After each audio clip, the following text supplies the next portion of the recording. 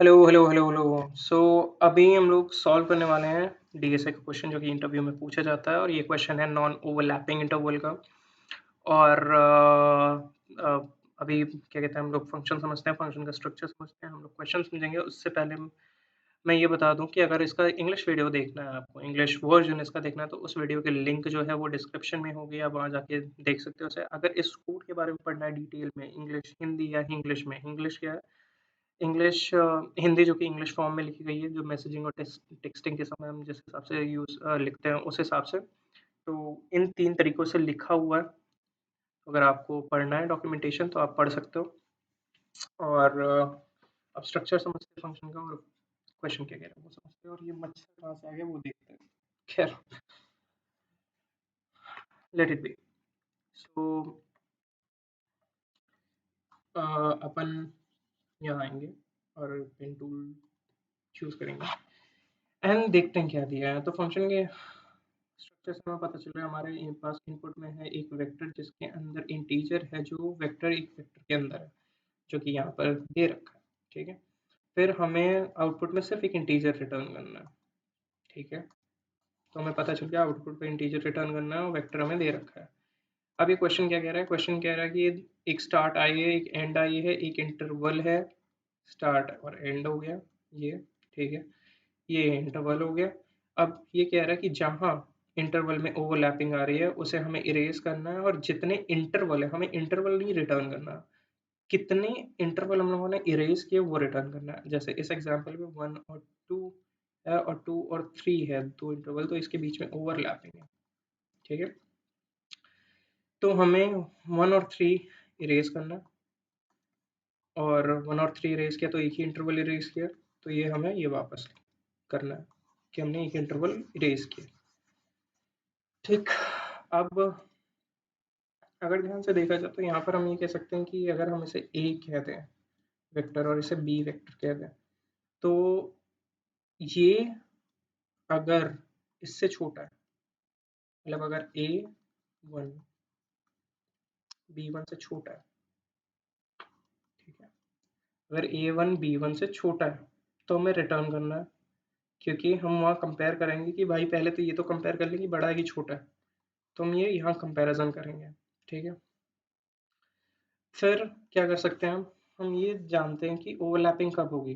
Overlapping तभी होगी कि अगर जो हमारा ये वाली वैल्यू है, ठीक है, वो बड़ी हो जाए किससे, अगर ये वाली वैल्यू इससे बड़ी हो जाए, ठीक है, या इसके बराबर या बड़ी हो जाए, तब ओवरलैपिंग आ जाती है। लेकिन हम लोगों ने जितने क्वेश्चन अभी देखे हैं तो इसी फॉर्मूले से हम लोगों ने किए, मतलब इसी तरीके से किए। यहाँ कुछ डिफरेंट करते हैं, यहाँ क्या करेंगे, हमें वैसे भी एक इंटीजर रिटर्न करना, तो हम लोग कह देंगे कॉन्सेप्ट नाम का इंटीजर बना लेते हैं, उसे कह देते हैं -1 शुरुआत के लिए। माइनस पीछे भी लगा दिया मैंने जो भी सोच रहा, -1 माइनस। ओके, खैर ये कर लेते हैं। ठीक है, फिर हम कह सकते हैं कि अगर हम इसे शॉर्ट कर लें, अगर ये जंबल फॉर्म में होगा, शॉर्ट कर लेंगे, तो क्या कहते हैं, हमारे लिए इजी हो जाएगा। तभी हमें पता चल जाएगा कि कहाँ इंटरवल आ रहे हैं, कहाँ नहीं आ रहा है, कौन सा नंबर रिपीट कर रहे हैं, तो हम शॉर्ट कर सकते हैं इसको। दूसरी चीज़, इंटरवल को बिगिनिंग से एंड तक और कंपेयर एक अपने कस्टम कॉम्प से चेक कर सकते हैं कि बड़ा है कि छोटा है। ठीक है, ये कर सकते हैं। ठीक है, ठीक, अब हम लोग ये कह सकते हैं कि एक, चलो वेक्टर बना लेते हैं, वेक्टर का नाम हम लोग रख देते हैं इंट स्टोर करके प्रीवियस। ठीक है, एक वेक्टर बना लेते हैं प्रीवियस नाम का। तो उसमें करेंगे क्या, हम लोग इंटरवल 0 इसकी वैल्यू स्टोर करा लेते हैं। ठीक है, अब बस इसी प्रीवियस का पूरा किया, इसी प्रीवियस का पूरा किया। अब इससे करेंगे क्या कि ये स्टोर करा लिए, अब हम कह देते हैं चलो एक वेक्टर आई बनाते हैं। ठीक है, वेक्टर आई बनाते हैं जो कि इंटरवल की वैल्यू लेगा, ये सारी लूप करते हुए जाएगा, ये लूप में रहेगा। ठीक है, और बस हमें ये देखना है कि जो प्रीवियस है, प्रीवियस का जो 1 है, मतलब इसका जो बड़ा है, ठीक है, अगर इसका जो बड़ा है वो ग्रेटर देन है इसके छोटे से, मतलब ओवरलैपिंग है इसका मतलब, ठीक है, इंटरवल के छोटे से, 0 से। तो इसका मतलब ओवरलैपिंग है, और ओवरलैपिंग में क्या करेंगे हम, आंसर को प्लस प्लस कर देंगे, ठीक है। अगर ऐसा नहीं है तो इसका मतलब प्रीवियस जो है वो आई के इक्वल है, तो इसे ऐसे कर देंगे, कोई चेंज नहीं होगा। और क्योंकि हमारा यहाँ आंसर प्लस प्लस हुआ है तो आखिरी में हम ये इसके बाहर आंसर को रिटर्न कर देंगे।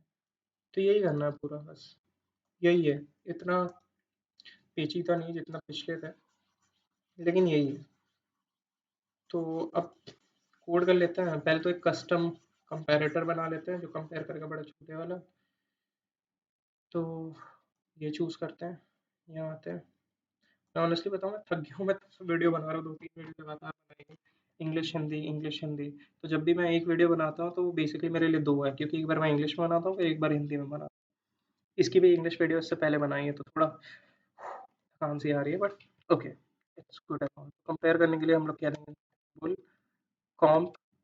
और हम लोग ने कहा था कि अगर लेट्स से वेक्टर ए है तो रेफरेंस करेगा वेक्टर इंट टाइप का रहेगा, और ए एज अ रेफरेंस ले लेंगे। रेफरेंस के लिए हमेशा एट द रेट लगाते हैं। रेफरेंस, इनिशियलाइजेशन और रेफरेंस में अंतर होता है, ठीक है।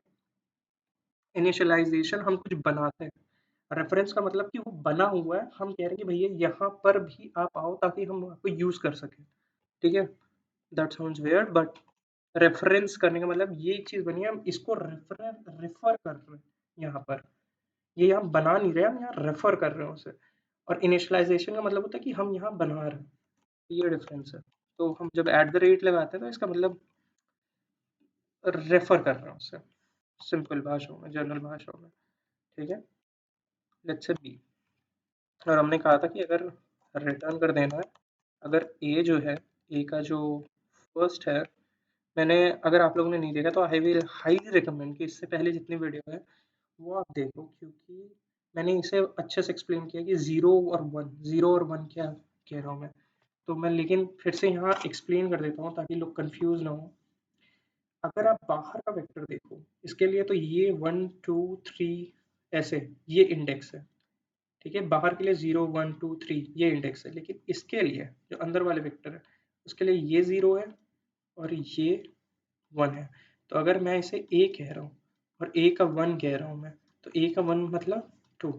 और अगर मैं बी इसे कह रहा हूँ और बी का 1 कह रहा हूँ, बी का 1 मतलब 3, बिकॉज 0 पे 2 है, ये अलग वेक्टर है तो इसके लिए अलग इंडेक्सिंग है, और 3 पे 3 फर्स्ट इंडेक्स पे। तो ये है मतलब, आप अगर पुरानी वीडियो देखोगे तो आपको और अच्छे से समझ में आ जाएगा, क्योंकि वहाँ मर्ज और मर्जिंग और ओवरलैपिंग वाले कॉन्सेप्ट्स थे, तो उसमें काफ़ी यूज़ हुआ है ये।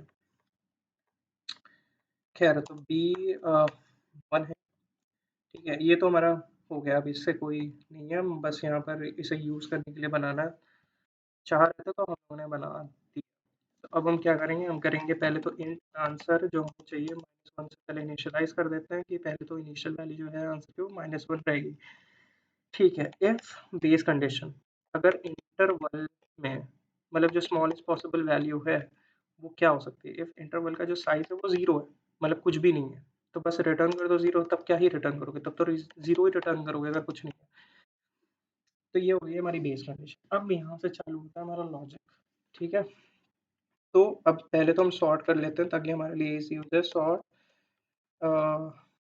इंटरवल्स डॉट बिगिन से, इंटरवल बिगिन से इंटरवल एंड तक सॉर्ट करेंगे, ठीक है।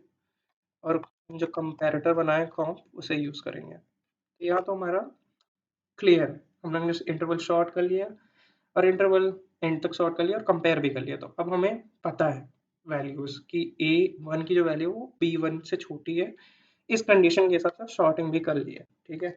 अब हमने कहा था कि हम एक वेक्टर बनाएंगे, अरे कहाँ लिख रहा हूँ मैं, अभी एरर देता है। एक वेक्टर बनाएंगे इंट टाइप का, जिसका नाम हम देंगे प्रीवियस, और उसको कह देंगे कि प्रीवियस की जो वैल्यू है वो किसके बराबर है, वो इंटरवल इंटर इंटरवल के फर्स्ट वैल्यू से, तो इंटरवल का ये 0 और 1 जो है इससे आ गया दिस दिस, ठीक है, इसके बराबर कर देते हैं। तो इंटरवल के 0th इंडेक्स से है, ठीक। ये प्रीवियस में स्टोर कर लिया हम लोगों ने, ठीक। अब बस हमें लूप चलाना है कि फॉर हम एक बना रहे हैं हम क्या आई, वेक्टर आई, हम एक वेक्टर बना रहे हैं इंट टाइप का, जिसका नाम हम कह देते हैं आई, और वो क्या करेगा, वो सारे इंटरवल की वैल्यूज पे जाएगा, इंटरवल्स में जाएगा, ठीक है। और उसमें क्या करेगा, उसमें कुछ नहीं करेगा, उसमें देखेगा कि अगर इफ प्रीवियस या ईवी, जो प्रीवियस ये वाली जो वैल्यू है, प्रीवियस की छोटी, मतलब ये वाली जो वैल्यू है, अगर प्रीवियस का जो वो है अपना वैल्यू, बड़ी वाली वैल्यू, ठीक है, ये अगर, आई होप समझ में आ रहा हो, प्रीवियस हम लोगों ने किया है इक्वल इंटरवल 0 के, तो प्रीवियस 1 क्या होगा, नेक्स्ट इंडेक्स, ठीक है, बड़ी वैल्यू। अगर वो ग्रेटर देन है, अगर वो ग्रेटर देन है किसके, आई की छोटी वैल्यू से, तो इसका मतलब वहाँ हमारा ओवरलैपिंग है, ठीक है। ओवरलैपिंग का क्या है कि अगर प्रीवियस 1 की वैल्यू इंटरवल के 0 वैल्यू से, क्योंकि इंटरवल में भी कौन सी वैल्यू जा रही है, जो यहाँ पर है आई में भी वही वैल्यू जा रही है, तो ये बेसिकली आई की 0th वैल्यू जो है वो इंटरवल की 0th वैल्यू हुई, ठीक है। हम उसे कंपेयर कर रहे हैं प्रीवियस की फर्स्ट वैल्यू से, अगर ये वैल्यू इससे बड़ी हुई तो इसका मतलब वहाँ ओवरलैपिंग है, तो हम आंसर को प्लस प्लस कर देंगे, एएनएस डब्ल्यूआरएम्स, नहीं हमने एएनएस दे रखा है ना, सिर्फ आंसर को प्लस प्लस कर देंगे। अगर ऐसा नहीं है तो हम प्रीवियस को आई के बराबर कर देंगे, इक्वल्स टू आई, ठीक है, कोई चेंज नहीं करेंगे इसमें, बस हमें लूप के बाहर आना है और आंसर रिटर्न कर देना, रिटर्न आंसर। सॉर्टिंग की, प्रीवियस को इंटरवल 0 पे किया, के बराबर किया, प्रीवियस आई को कंपेयर किया आई 0 से, अगर है तो ओवरलैपिंग है, आंसर को प्लस प्लस किया, अगर नहीं है तो आई उसी के बराबर है। ये सब कर कराने के बाद आंसर हम लोग ने रिटर्न कर दिया, रन करते हैं, देखते हैं।